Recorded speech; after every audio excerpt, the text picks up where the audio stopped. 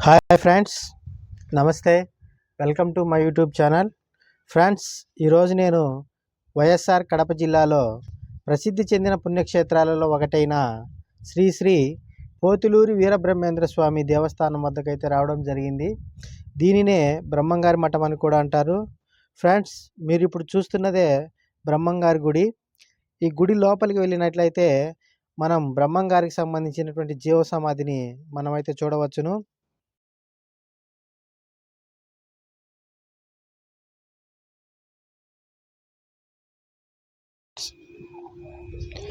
అయితే ఫ్రెండ్స్, ఈ వీడియోలో జీవ సమాధిని మీ అందరికీ చూపించాలి అనుకున్నా, కానీ చూపించలేకపోతున్నాను. ఎందుకంటే ఇక్కడ ఫొటోస్ అలాగే వీడియోస్ తీయడానికి మనకు పర్మిషన్ ఇవ్వలేదు.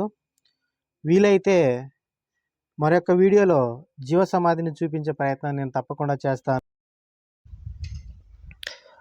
చూడండి ఫ్రెండ్స్, ఇక్కడ మీరు చూస్తున్నది ఇదంతా కూడా బ్రహ్మంగారి గుడికి సంబంధించినటువంటి లోపలి ప్రదేశము.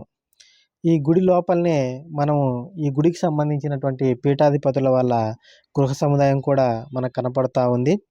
అలాగే ప్రస్తుతము బ్రహ్మంగారి గుడికి సంబంధించినటువంటి పీఠాధిపతులు వాళ్ళు బ్రహ్మంగారి వంశస్థులే కొనసాగుతూ ఉన్నారు. అయితే ఫ్రెండ్స్, ఒకసారి బ్రహ్మంగారి చరిత్రను మనం కానీ చూసినట్లయితే 17వ శతాబ్దంలో బ్రహ్మంగారి చరిత్ర అనేది మొదలైందని చెప్పవచ్చు. అయితే ఫ్రెండ్స్, బ్రహ్మంగారు వైఎస్ఆర్ కడప జిల్లాలో ఉన్నటువంటి కందిమల్లాయపల్లి అనేటువంటి గ్రామంలో జీవించి ఈయన అక్కడే తన కాలజ్ఞానాన్ని కూడా రచించడం జరిగింది. ఈయన జీవించినంత కాలము ఈ కందిమల్లాయపల్లిలోనే ఉంటూ తన శిష్యులతోటి సమాజాన్ని నిర్మించడం కోసం కృషి చేసి 1693 సంవత్సరంలో బ్రహ్మంగారు జీవ సమాధి గావించడం జరిగిందంట. అప్పటి నుంచి ఈ కందిమల్లాయపల్లి అనేది బ్రహ్మంగారి మఠంగా అభివృద్ధి చెందింది.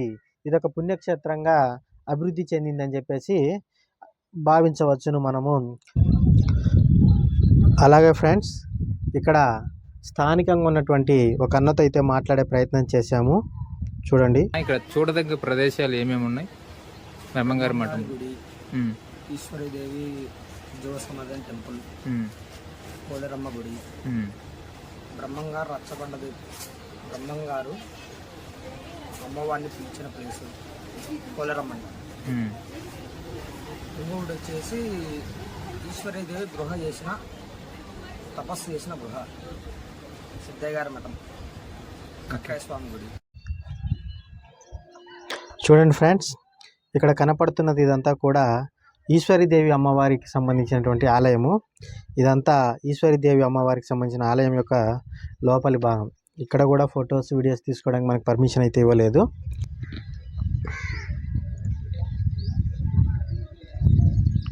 ఫ్రెండ్స్, ఈశ్వరీదేవి గారు ఎవరు అనే విషయం మనం ఒకసారి గమనించినట్లయితే ఈమె బ్రహ్మంగారి రెండవ కుమారుడైన గోవిందయ్య గారి కూతురు, అంటే బ్రహ్మంగారి మనవరాలు. చూడండి ఫ్రెండ్స్, ఇప్పుడు ఇక్కడ మనం చూస్తున్నది బ్రహ్మంగారి ఇల్లు.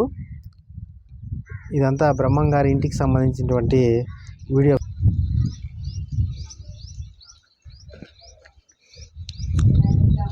అలాగే ఫ్రెండ్స్, ఇక్కడ మీరు చూడవచ్చు, ఆ ఇంటి ఆవరణలోనే బ్రహ్మంగారు తవ్వినటువంటి బావి మనకైతే కనపడుతుంది. ఈ బావిని బ్రహ్మంగారు రాత్రికి రాత్రే ఒక జింక కొమ్ముతోటి తవ్వడం జరిగిందంట.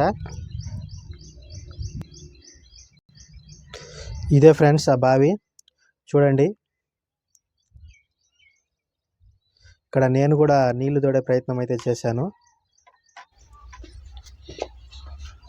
ఈ బ్రహ్మంగారి ఇంటి ప్రక్కనే పోలేరమ్మ గుడి అయితే ఉంది. ఒకసారి మనము ఆ వీడియో కూడా చూద్దాం. చూడండి ఫ్రెండ్స్, ఇక్కడ కనపడుతుంది పోలేరమ్మ గుడి. ఇక్కడ లోపల ఒక రచ్చబండ కనపడుతుంది. చూడండి,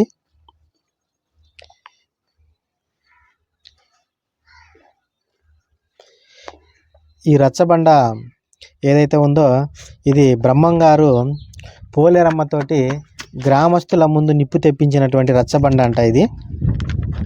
చూడండి ఫ్రెండ్స్, ఆ రచ్చబండ ఇదే మనం చూడవచ్చును.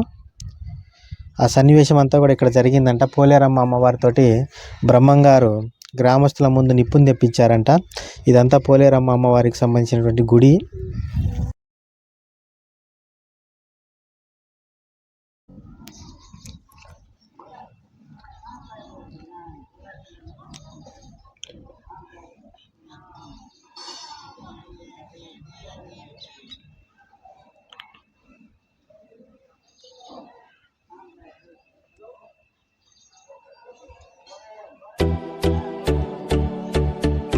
ఫ్రెండ్స్, ఇక్కడ మనం చూస్తున్నది ఇదంతా కూడా ఈశ్వరీదేవి గారు తపస్సు చేసినటువంటి గుహ.